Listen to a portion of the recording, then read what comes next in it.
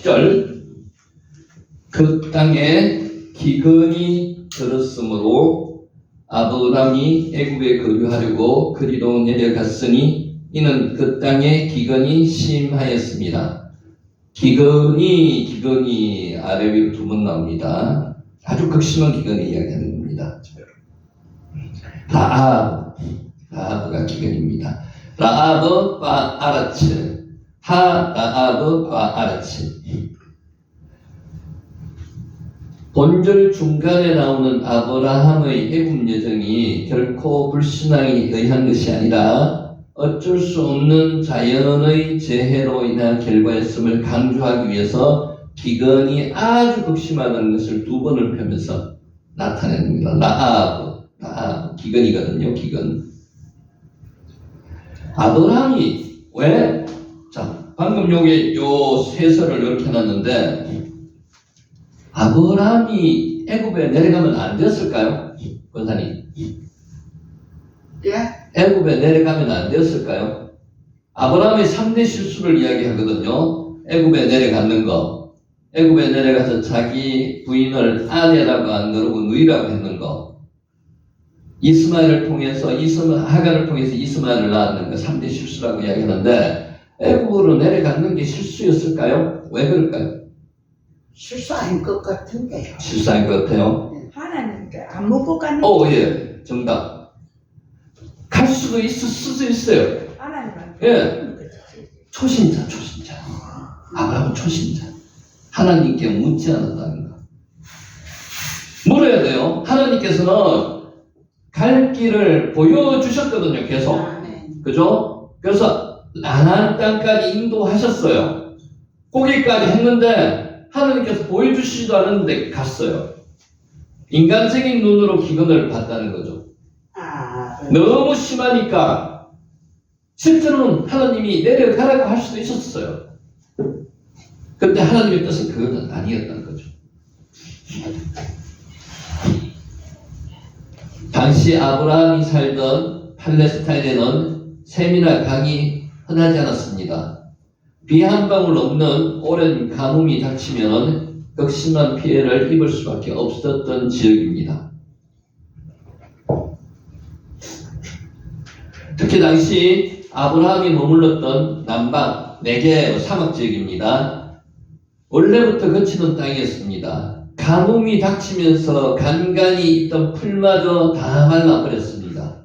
많은 가축을 이끌고 유목생활을 하던 아브라함에게 이런 가뭄은 자기의 생명만이 아니라 가족 전체의 생명, 기르던 가축들의 생명까지도 위협을 받는 큰 위기였습니다.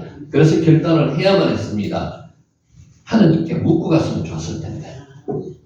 하나님이 어떤 은혜를 주셨을 거잖아요. 가지 마라 가라. 그러면 하나님께 참 좋은 뜻으로 하나님의 명령을 따르게 됐는데 하나님의 말씀을 하나님의 묻지 않은 것 같다. 그게 제일 큰 실수였습니다.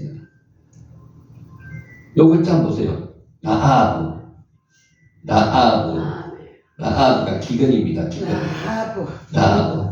요 기근은 우리가 그냥 육적인 기근이 먹을 것이 없는 거 이런 거라고 해석할 수도 있지만은 영적인 기근으로 볼 수도 있습니다. 영적인 기근이 뭡니까? 하나님이 안 계신 기근이죠.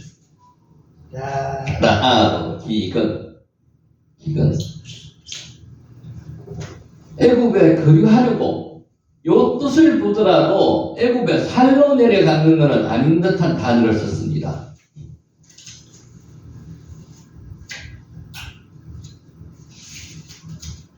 꾸르라는 단어를 썼거든요. 꾸르가 뭔가 하면 우거하다. 잠깐 동안 머무는 것을 꾸르라고 그럽니다. 그러니까 완전히 애굽에 살로 내려가는 건 아니고 기근이 심하니까 잠시 기근을 피해서 이쪽에 거주하기 위해서 내려갔다. 그런 뜻의 원어를 썼습니다. 애굽에 거주하려고. 생존의 위협을 받던 아브라함도 다시 한번 먼 여행을 하여 애굽으로 이주할 수밖에 없었다는 것을 본문의 뜻은 아까처럼 기근을 두 번이나 기록해 놓은 것만 보더라도 기간이 극심했다. 내려갈 수밖에 없었다. 묻고만 내려갔으면 됐는데 묻지 않았다. 그 뜻이었고요. 그래서 요 단의 뜻으로 보더라도 애굽에 거리하러 갔는데 애굽이 완전히 정착을 살려받는 게 아니고 잠시 기근을 피해서 내려갔다. 그런 뜻의 꾸르라는 단어를 썼습니다. 여행자로서 어떤 지역에 일시적으로 잠깐 머무르는 것을 꾸르라고 이야기합니다. 꾸르. 왜요? 아브라함도 비록 애굽으로 내려가지만 다시 하나님께서 약속하신 가나안 땅으로 돌아올 것을 기약하고 있었다는 뜻을 의미하고 있습니다. 그러니까 아브라함은 하나님의 어느 정도 그 약속을 생각하고 있어요. 예는 같지만. 이것도 어떤 분들은 아까 꾸르라는 단어를 그렇게 해석을 안 하고 그냥 한글로만 해석을 해가지고 완전히 정착하기 위해서 이주했다 이렇게 이야기하시는 분도 있습니다. 그러나 원문상 꾸르는 잠시 머물다가 돌아오는 걸 이야기합니다. 꾸르, 거류하다. 잠시 거류하다 이런 뜻입니다. 내려갔다. 와 예레드, 야라드가 내려가는 뜻이거든요. 내려가다. 하나님께서 강림하시는 것도 야라드입니다. 야라드. 아브라함이 팔레스틴 남방 네게브 지역에서 보다 낮은 아프리카 저지대로 이동한 것을 야라드, 와 예레드, 내려갔다 뜻입니다. 아브라함이 애굽으로 내려간 것은 훗날 야곱 가족이 기근을 피해서 애굽으로 내려가는 사건을 예시하는 것이라고 볼 수 있습니다. 그때도 내려갔습니다. 이는 또한 유아를 살해하는 헤롯의 칼날을 피해 애굽으로 내려간 예수 그리스도를 내다본 것이기도 합니다. 그래서 큰 성경에 내려간 사건이 3번 나오는데 방금 이야기처럼 아브라함이 갔고요, 야곱의 가족이 요셉으로 인해서 갔고요, 마지막 예수님이 죽음을 피해서 애굽으로 내려간 사건 3가지를 의미하는 거죠. 당시 아브라함은 애굽이 하나님 백성의 적으로 생각하지 않았기 때문에 쉽게 애굽으로 내려갈 수 있었던 것입니다. 묶어 내려갔으면 좋았을 텐데 안 묶어 내려갔다. 이게 초신자들이 범하는 실수입니다. 그래서 우리도 그렇게 할 수 있어요. 급할 때는 하나님 안 찾고 그냥 할 수 있습니다. 하나님 꼭 찾아야 됩니다. 거기서부터 실수가 없는 거예요. 하나님께 먼저 기도해야 됩니다.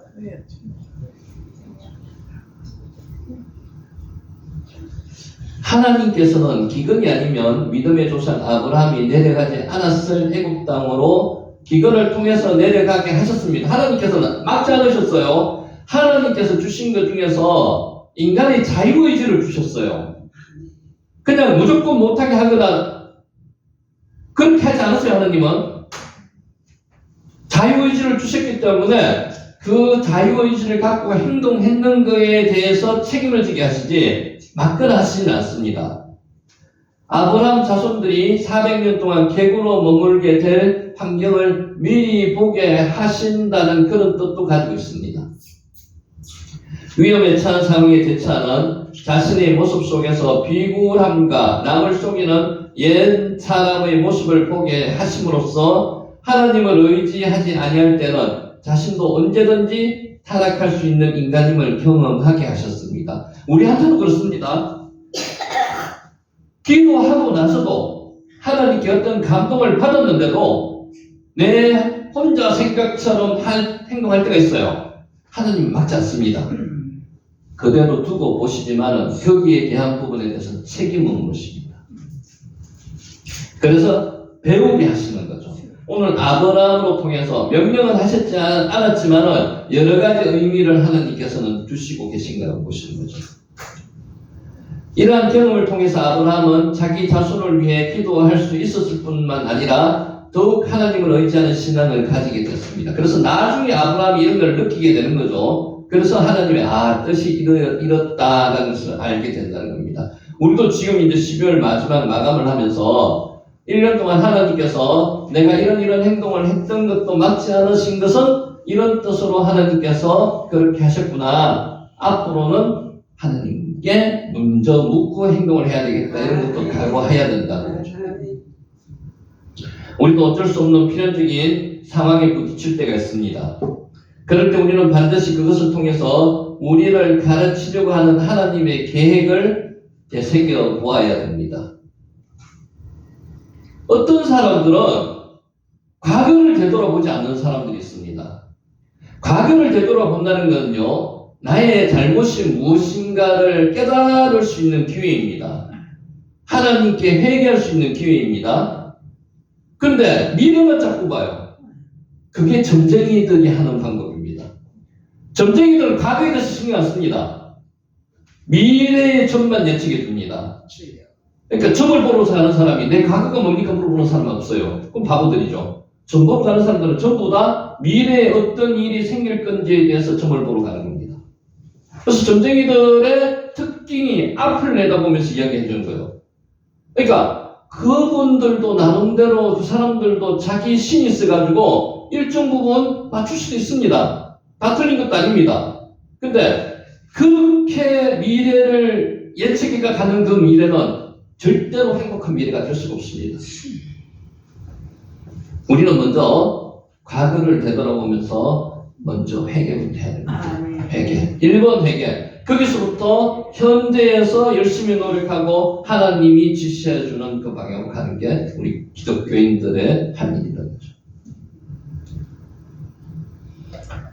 그 땅에 기근이 들었으므로 아브라함이 애굽에 거류하려고 꿀을 그리고 내려갔으니 이는 그 땅에 기근이 심하였습니다. 적은 기근이 아니에요. 요셉 때처럼 아마 그런 심한 기근이었는 것입니다. 심한 기근, 카베드, 큰, 심오한, 거대한 이런 뜻이거든요. 카베드가 키 카베드, 무겁다는 뜻이 카베드입니다. 심하다. 그래서 아주 심한 기근 이런 뜻이 키 카베드입니다. 키 카베드. 키는 이유나 원인을 나타내는 접속사입니다. 아주 기근이 심하였기 때문에 내려갔다 이런 뜻을 이야기하는 겁니다. 아브라함이 애국으로 내려갈 수밖에 없었던 이유를 부연 설명하는 겁니다. 그러더라도 하나님께 물어봐야 되는데 이런 뜻을 양쪽으로 계속 가지고 있는 거예요. 하나님께 의지하고 하나님께 묻는 삶. 애국으로 내려가지 않으면 아브라함과 그의 가족들은 모두 굶어 죽을 수밖에 없을 만큼 그때의 상황이 매우 심각하였음을 본문을 통해서 나타내 줍니다. 자, 묻습니다. 아브라함은 기근 해결을 위해서 기도하지 않았을까요? 기도는 처음에 내려가는 것도 기도하지 않았을 거고요. 상황에 빠져가지고 있었을 듯 합니다. 상황에, 아니, 할 수도 있었을 거예요. 그런데 상황이 급하면 우리도 마찬가지예요. 그죠? 기도보다는 내 옛날의 경험, 내 생각, 그대로 막 움직입니다. 그리고 나서, 내가 왜 이랬지라고 후회를 합니다. 그래서 돌아봐야 된다니까요. 회개를 해야 되는 이유가 그게요. 하나님, 제가 이 부분은 잘못했습니다. 우리 1년 돌아봐야 됩니다. 내 혼자 오늘 아브라함처럼 내 육성으로 내가 직감으로 막 이렇게 행동했는 게 굉장히 많습니다. 이거에 대해서는 회개합니다. 돌아온다는 거죠. 아까 회개가 뭐라 그랬죠? 회개가 슈브, 돌아오는 거예요. 하나님께 돌아오는 게 슈브예요. 하나님과 대화, 소통하는 게 슈브예요. 그럼 하나님께서 일부 알려도 주시죠. 그때 맞아, 네가 그래서는 안 됐다. 이런 느낌을, 이런 감동을 주실 수 있다는 거예요. 창세기 22장 10절 그 땅에 기근이 들었으므로 아브라함이 애굽에 거류하려고 거리로 내려갔으니 이는 그 땅에 기근이 심하였습니다. 아까 다시 한번 읽었습니다. 하나님은 풍년의 삶만 허락하시는 게 아닙니다. 하나님은요, 풍년의 삶을 허락하시는 것도 축복이지만은 흉년의 삶을 허락하시면서 우리를 교육시키는 게 더 큰 축복이라고 보시면 됩니다. 근데 그 축복을 힘들죠. 왜 힘 안 들겠습니까? 하나님이 함께 하지 않으면 견디기가 힘듭니다. 하나님이 함께 하시면요, 기쁘게 견디고 이겨낼 수 있습니다. 아멘. 내 안에 하나님이 역사하시는데 기쁘죠? 항상 기도할 수 있습니다. 항상 기뻐할 수 있습니다. 항상 즐거울 수 있습니다. 그거에 대한 그것 때문에 하나님이 나와 함께 하시기 때문에 기근의 삶도 허락하십니다. 예수님께서 제자들을 바다를 건너라고 하셨는데 풍랑이 일었어요. 예수님께서 명령하시면 풍랑이 일지 말아야 되잖아요. 그때도 풍랑이 일었습니다. 제자들은 뭐를 생각해야 됩니까? 예수님을 생각해야 되고 예수님을 깨우는 게 우선이었죠. 예수님이 함께 하시기 때문에 그 풍랑이 겁먹지 말아야 된다는 거죠. 믿음이 적은 자들하고 예수님이 이야기하는 게 함께 있는데 왜 겁을 내느냐. 광야의 삶도 허락하시고 심지어 감옥에 억울하게 갇히는 삶도 허락합니다. 바울과 신라가 하나님께서 유럽으로 가라고 전도를 인도하셨어요. 사도행전 16장에서 아시아 쪽으로 전도 방향을 유럽으로 틀었습니다. 빌립보에 갔습니다. 전도하고 귀신 들린 점치는 여자의 귀신을 쫓아내줬습니다. 그런데 그 주인이 소송을 해가지고 빌립보 깊은 감옥에 갇혔습니다. 얼마나 억울하겠습니까? 나름대로 얼마나 참담하겠습니까? 하나님 원망스럽죠? 아니, 하느님께서 이쪽에 가시라고 해가지고, 가라고 해가지고, 유럽으로 방향을 틀어가지고, 빌립보에 가서 전도하고, 역사가 나타나는데, 잡혀가지고, 험씩 얻어터지고, 죽도록 맞았습니다. 맞고 깊은 감옥에 갇혔는데, 그것도 그냥 갇혔는 게 아니고, 발이 착고에 차여가지고, 발을 이렇게 벌리고, 힘들게 잡혀 있어요. 하나님께 기도했습니다. 기도하다가, 하나님의 뜻을 깨달았습니다. 찬송이 막 흘려 나오는 거예요. 여러분 그럴 때 있죠?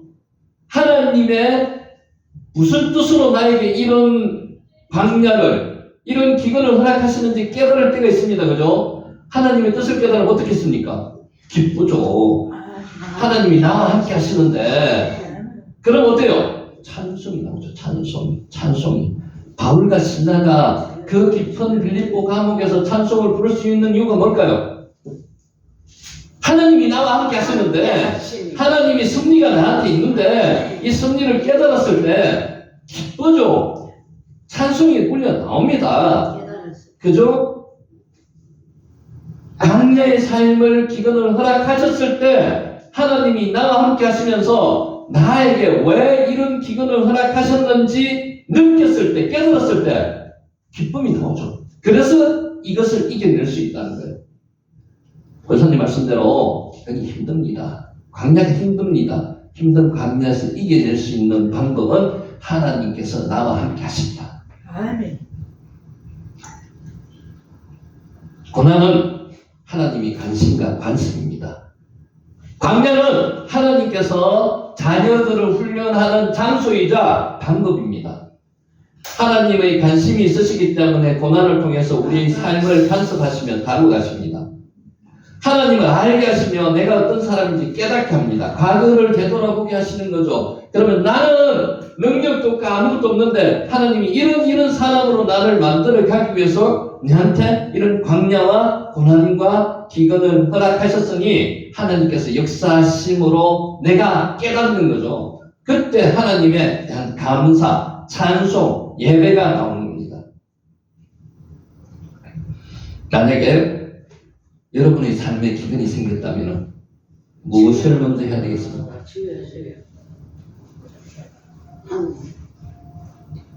애굽으로 하루 내려가면 안 돼요. 그렇지. 기도해야죠. 하나님께 기도해야 돼요. 하나님, 왜 이 기근을 저에게 허락하십니까? 바울과 신라처럼 그 옥중에서 그걸 깨달았을 때 얼마나 기쁨이 넘치겠습니까? 여러분 그렇게 기근을 허락하신 하나님의 뜻을 깨달으면 기근이 겁나거나 무섭거나 하더라도 기쁨이 넘칩니다. 개인 그것을 견뎌낼 수 있습니다. 이길 수 있습니다. 기도해야 됩니다. 아멘. 아브라함은 하나님이 인도하신 땅에 기근이 생겼을 때 기도하지 않았습니다. 식량 문제를 해결하기 위해서 이집트로 그냥 내려갔습니다. 그냥 생존 경쟁입니다. 사람은 자기가 위험에 처했을 때 어떻게 하면 위험을 빠져나갈 수 있는 것을 본능적으로 압니다. 식량이 있는 쪽으로 가야 되는 게 당연하죠. 가축들을 먹일 풀이 있는 곳으로 가는 게 당연하죠. 묻지 않고 그냥 바로 내려가는 겁니다. 그게 하나님의 뜻은 아닐 수도 있다는 거죠. 기도해야 됩니다. 단순히 식량을 얻으려고 내려간 게 아닙니다. 아예 이집트에 몸부쳐 여기서는 이렇게 해석할 수도 있습니다. 꾸르라는 단어를 그렇게 해석을 안 하면 우리 꾸르가 뭐라 그랬죠? 잠시 살로 내려가는 게 꾸르예요. 그런데 그렇게 해석 안 하고 이집트에 몸부쳐 살려고 내려갔다고도 생각할 수가 있습니다. 땅이 딱 들어가서 보니까 잔뜩 같은 사람들이 미리 자리 다 잡고 있고 살려는 데는 다 자리 잡고 있어가지고 텐트 칠 데도 없어요. 그래서 평지에는 텐트도 못 치고 산에다가 텐트 칠 수밖에 없는 그런 입장에 가난이 들어가 보니까 그래서 계속 아바로 그냥 지나가는 거예요. 근데 저기 밑에는 보니까 물도 풍부하고 난강이 있으니까 물이 풍부하죠. 곡식도 풍부하고 초지도 좋고 그쪽이 하나님께서 인도해 주시는 땅이 아닐까라고 인간적인 면에서는 생각할 수 있다는 거죠. 그러니까 하나님께서는 보여줄 땅으로 가라고 이야기했고 가나안만 보여주셨지 애굽은 보여주시지 않았을 것 같아요. 창세기 12장 10절 공동번역으로 읽습니다. 마침 그 지방에 흉년이 들었는데 그 흉년이 너무 심하여서 아브라함은 이집트에 몸부쳐 살려고 옮겨간 일이 있었다. 아브라함은 이제 하나님을 믿고 알기 시작한 초신자입니다. 새신자입니다. 아브라함은 기도하지 않은 것이 아니라 기도하지 못했다. 이렇게 표현하는 게 맞을 겁니다.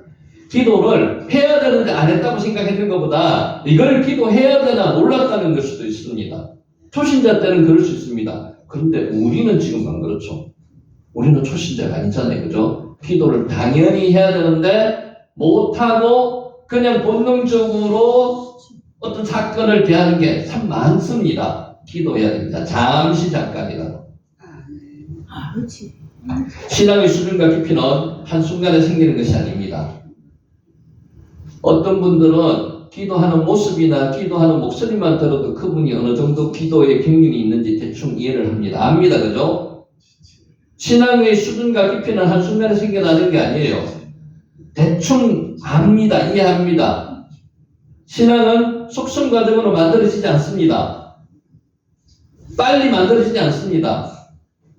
하나님과의 만남, 체험이 많으면 많을수록 신앙적인 체험이 깊어지는 거죠. 아들 이삭을 바치는 아브라함의 신앙의 수준과 깊이는 하루아침에 생겨난 것이 아닙니다. 이제 이게 최고 극에 달하는 거죠. 최절정입니다. 신앙이. 모세의 신앙 수준과 깊이는 뭘 통해 나왔습니까? 광야 40년을 통해 나왔습니다. 성경의 모세에 대한 기록이 어떻게 됐습니까? 이 지상에서 가장 온유한 사람을 모세라고 했습니다. 40년 동안 사람 거의 못 만났어요. 가족, 미디안 제사장, 그 부인, 아들, 내지는 미디안 제사장, 그 몇 명의 사람만 만나고 누구하고 생활했습니까? 누구가 아니죠. 양들과만 생활했습니다. 여러분 재밌는 거 아세요? 양하고 생활을 하면요 말이 어두워집니다. 동물하고 생활하다 보면 말할 일이 없습니다. 식물하고만 생활하다 보면 말할 일이 없으니까 말이 어눌해집니다. 그래서 모세의 말이 어눌해지는 게 어느 정도 이해가 가요.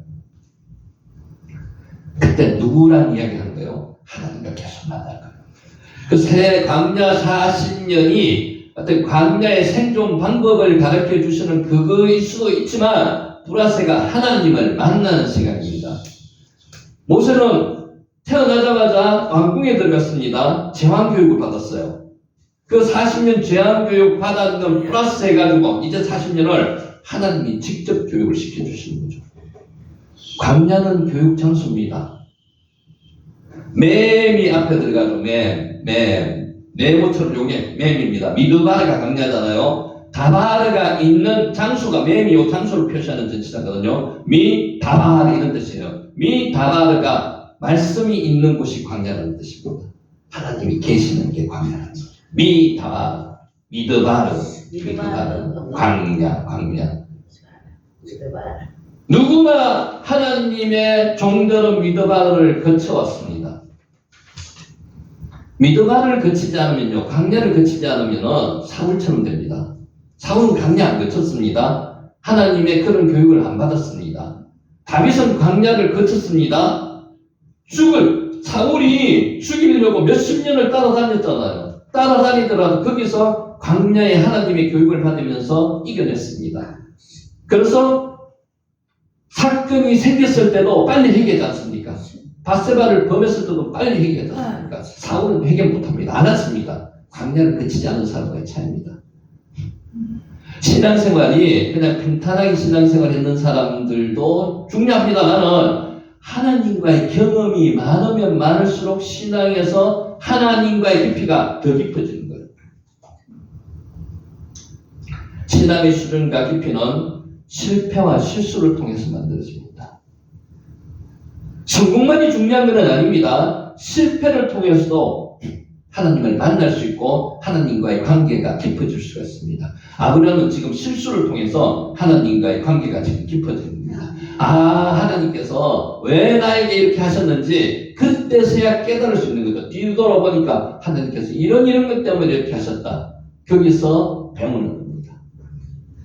그래서 우리가 12월 이제 보름 정도 남았는데 이런 말씀을 주실 때 이 말씀을 통해서 오늘 오후의 기도 시간에 정말 회개 하나님께서 베풀어 주신 것 이런 여러 가지 많은 은혜를 회개하는 시간을 그런데 나는 그렇지 못했음을 회개하는 시간을 갖는 시간이 되시기 바랍니다.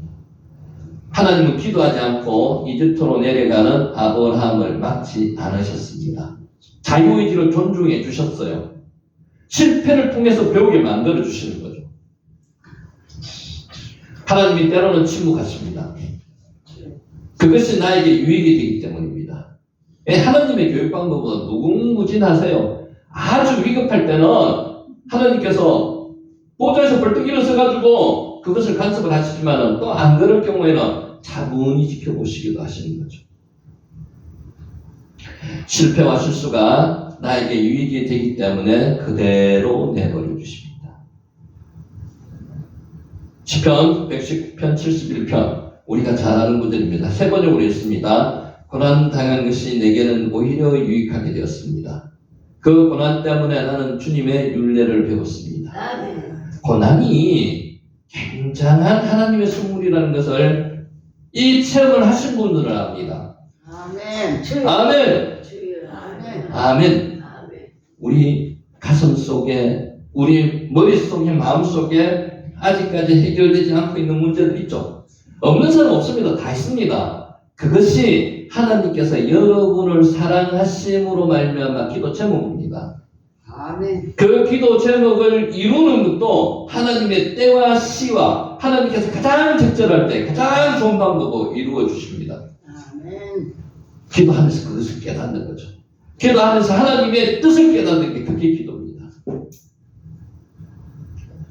로마서 8장 28절 같이 읽겠습니다. 시작. 우리가 알거니와 하나님을 사랑하는 자 곧 그의 뜻대로 부르심을 입은 자들에게는 모든 것이 합력하여 선을 이루느니라.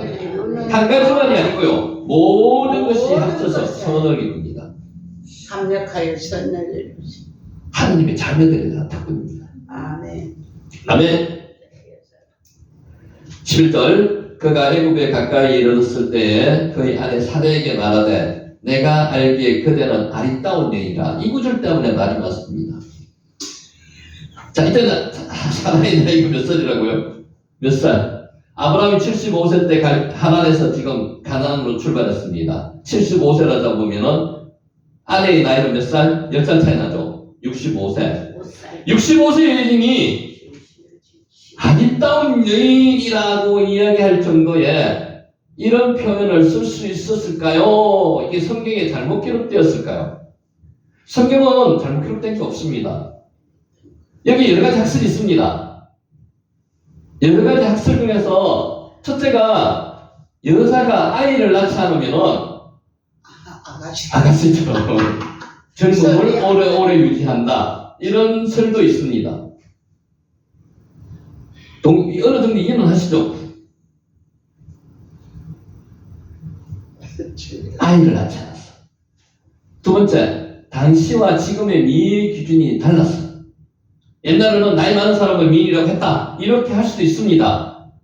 요새는 미인의 기준이 허리도 짤막하고 뭐 이런 기준이 있잖아요. 그죠? 키도 크고. 옛날에는 미의 기준이 약간 퉁퉁한 게 미의 기준이었다고 이야기를 해요. 그러니까 그 미녀도를 그리는 사람들 보면 약간 서양 미녀들은 퉁퉁합니다. 그렇게 미의 기준이 달랐기 때문이라고도 이야기를 합니다. 자, 우리가 세 번째 한번 참고를 해보세요. 현재의 나이로 환산을 한번 해봐요. 현재의 나이로. 사라가 몇 세 사망을 했습니까? 127세. 아브라함은 175세. 아브라함의 나이를 175세로 환산을 하면은 65세가 43%였어요. 인생이 43%. 그러면은 한 40대 초반 정도 됐습니다. 41세에서 뭐 1, 2, 3세 정도, 43세 정도. 사라가 127년을 살았다면은 65세 되는 기준은 51% 기준입니다. 그럼 나이가 몇 살 정도 돼요? 한 40 정도 됩니다. 40. 40을 미인이라고 판단할 수 있었을까요? 좀 더 가까워지겠죠? 좀 할 수도 있었을 것 같아요. 그러니까 40대는 미인이라 할 수 있지. 그러니까 그 당시 나이를 환산해가지고 보면은 우리 나이 지금 우리 80 산다고 보면은 여성분들의 이거보다 조금 더 살지만은 그러니까 41, 40에서 30대 후반, 40대 초반 정도의 나이라고 보면은 미인이라고 할 수도 있었을 것 같아요. 그래서 과학적인 나름대로는 이해가 수긍이 됩니다. 그리고 또 하나 중요한 것은 아브라함은 생족입니다. 미투라임, 애국 사람들은 함족입니다. 약간 새카맣습니다. 완전하기는 아니라도 좀 검습니다. 셈족은 희입니다. 피부 색깔이 희어요. 그러다 보니까 그냥 보다는 사람이 약간 갑자기 흰 사람을 보면은 아름답다고 느낄 수도 있을 것 같아요. 그래서 어느 정도 이해가 가는 거로 생각이 됩니다. 그래서 저는 처녀였기 때문에, 처녀가 아니죠. 아이를 낳지 않았기 때문에, 또 위의 기준이 달랐기 때문이라기보다는, 현재 나이로 한 사람에는 30대 후반, 40대 초반, 이 정도 나이에서는 미인이라고 할 수 있었을 것 같다. 거기에서 플러스 피부색도 희었기 때문에 미인이라고 할 수도 있을 것 같다. 저는 그렇게 이야기를 합니다. 아리따우제이라, 키, 아싸, 예파트, 마르에. 이 말은 광채가 날 정도로 아름답고도 화려한 것을 이야기합니다. 아주 잘생겼는 것 같아요. 그렇기 때문에 이 정도 표현을 했는 거죠. 65세, 지금 현재 나이로 하면은 30대 후반, 40대 초반.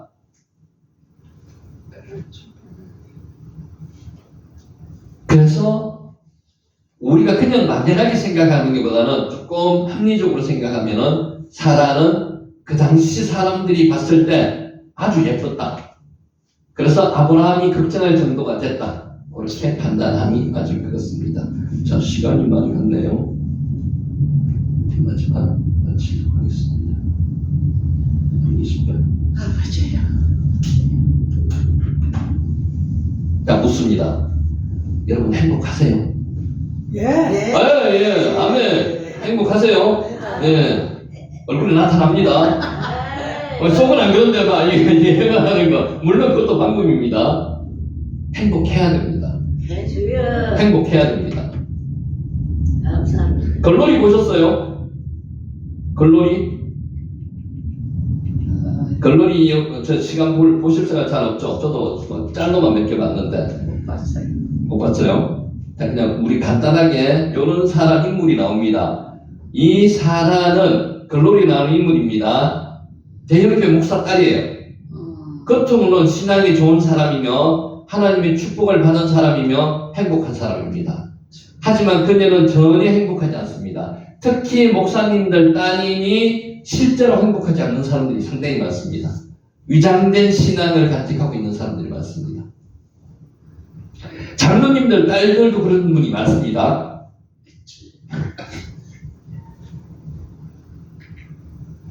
빌립보서 2장 5절 세 번역으로 읽습니다. 여러분 안에 이 마음을 품으십시오.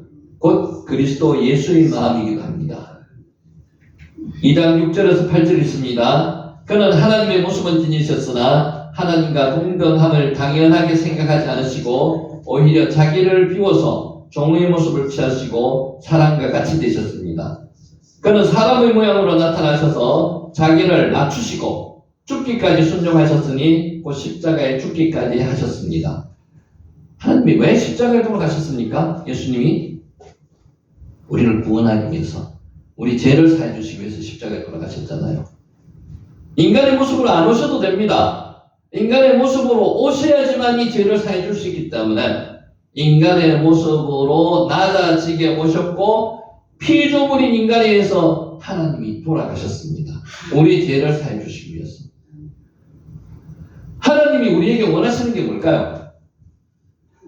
하나님을 위해서, 신을 위해서 우리를 희생하라는 걸까요? 우리의 지성적인 지성을 통해서 빌고 우리의 희생을 강요하는 걸까요? 우리 행복일까요? 우리를 사랑하고 행복하라고 하는 겁니다.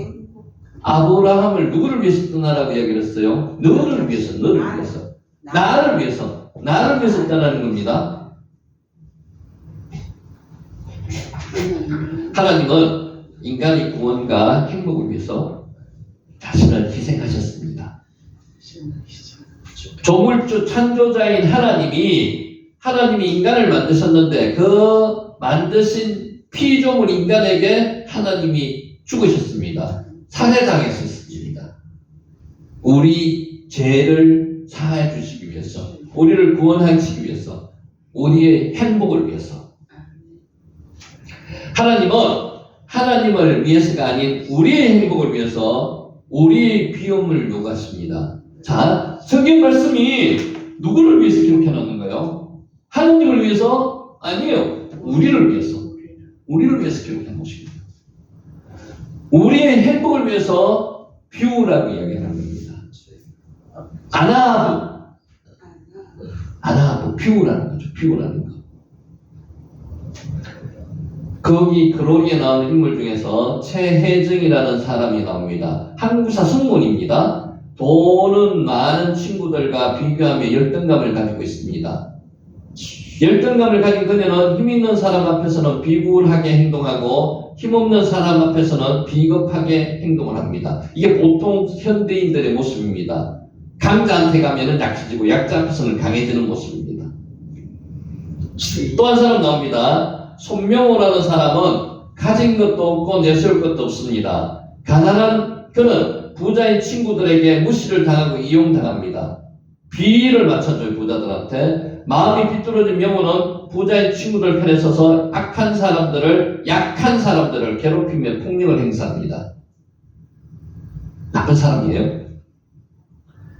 행복하게 살려면은 뭐를 버려야 한다고요? 비교를 버려야 합니다. 맞아. 나는 그 비교할 필요 없어요. 하나님과의 나와의 관계예요. 하나님과 나와의 관계.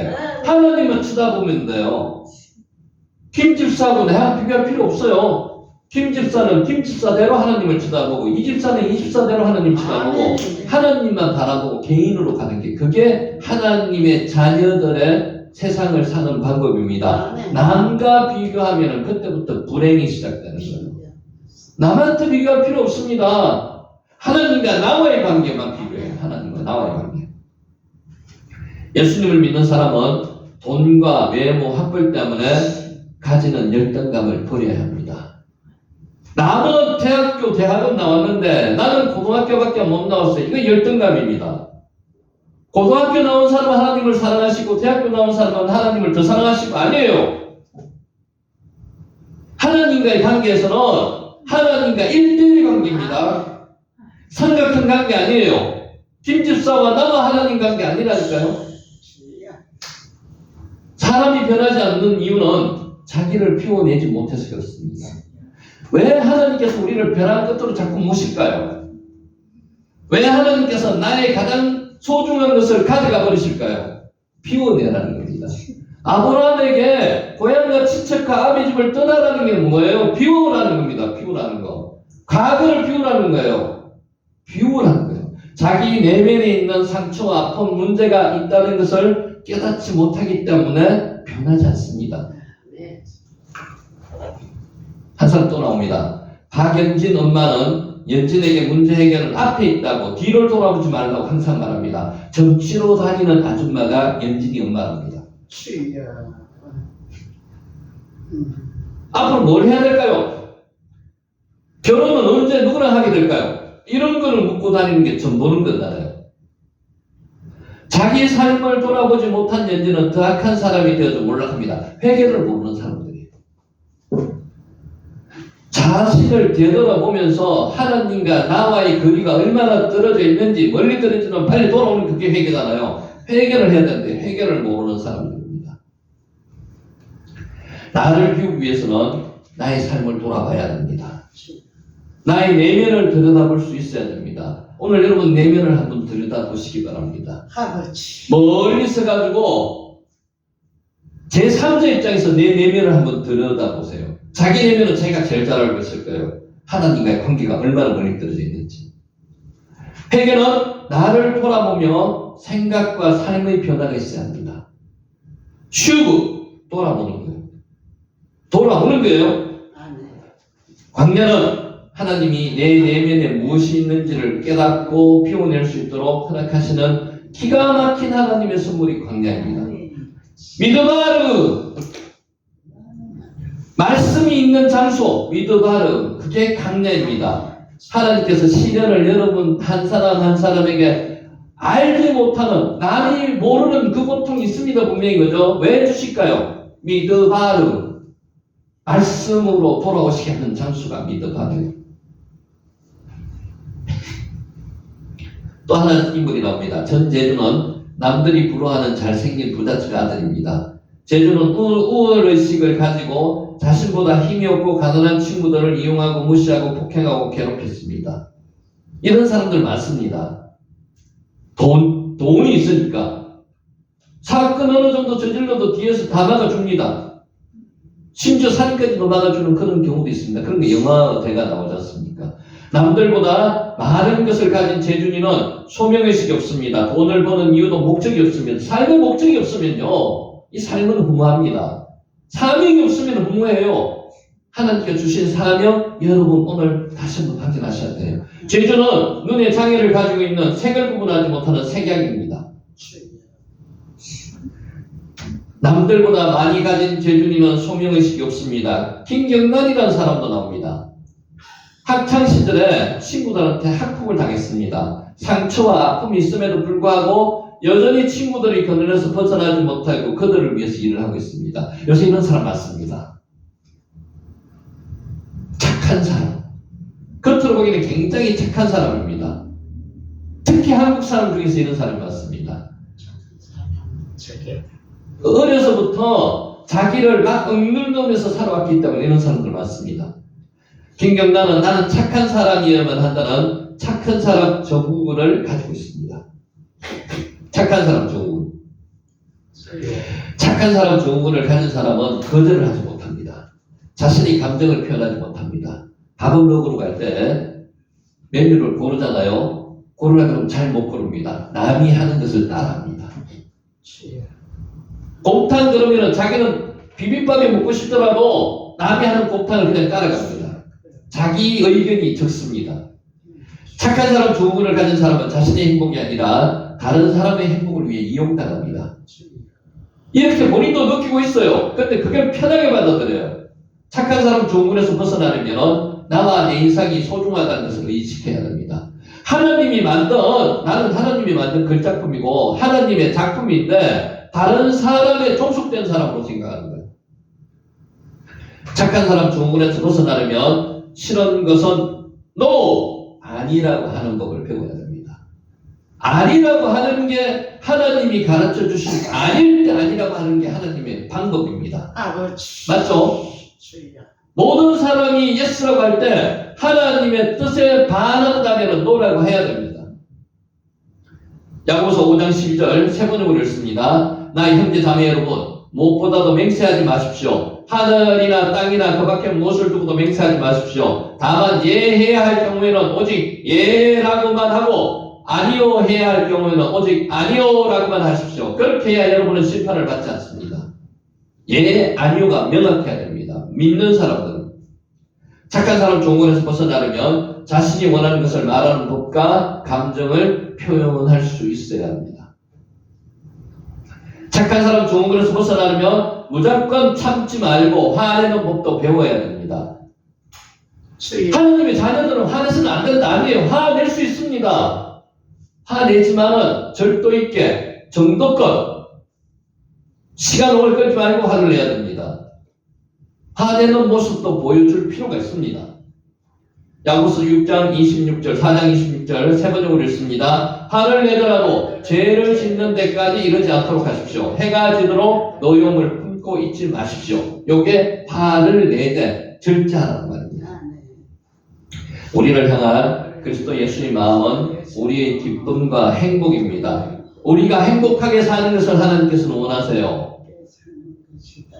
사람답게 사는 것이 하나님께서 원하시는 겁니다. 하나님은 우리에게 희생을 요구하지 않으십니다. 세상 종교는 희생을 요구합니다. 정한수 떠놓고 100일을 기도하고 이렇게 하는 게 세상 종교입니다. 그런데 하나님은 그런 희생을 요구하지 않습니다. 우리를 위하는 하나님이십니다. 내가 행복하고 기쁘면 다른 사람에게도 친절하고 온유하고 너그러울 수 있습니다. 그러니까 하나님과의 관계에서 먼저 내가 산mom을 느껴야 돼요. 그래야지 남한테 사랑을 줄 수 있습니다. 십자가 사랑이라 그러잖아요. 하나님과의 관계 먼저, 두 번째 세상 사람들과의 관계. 하나님을 사랑하고 이웃을 사랑하고 거기서 나오는 거예요. 먼저 관계가 뭐라고요? 하나님과 나와의 관계에서 하나님의 사랑이 내가 넘쳐야 된다는 거죠. 나를 사랑할 수 있을 때 내 이웃을 내 몸과 같이 사랑할 수 있습니다. 사랑도 할 수 있는 사람이 할 수 있습니다. 아무나 사랑 못합니다. 받아본 사랑만이 사랑을 할 수 있어요. 우리는 하나님의 사랑을 지금 온몸으로 받고 있지 않습니까? 하나님의 사랑을 받았으니까 사랑을 나눠줘야죠. 그게 하나님의 뜻입니다. 하나님을 사랑하고 이웃을 사랑하는 것, 그게 하나님의 명령이지 않습니까? 하나님은 우리가 사랑받기를 원하십니다. 행복하기를 원하십니다.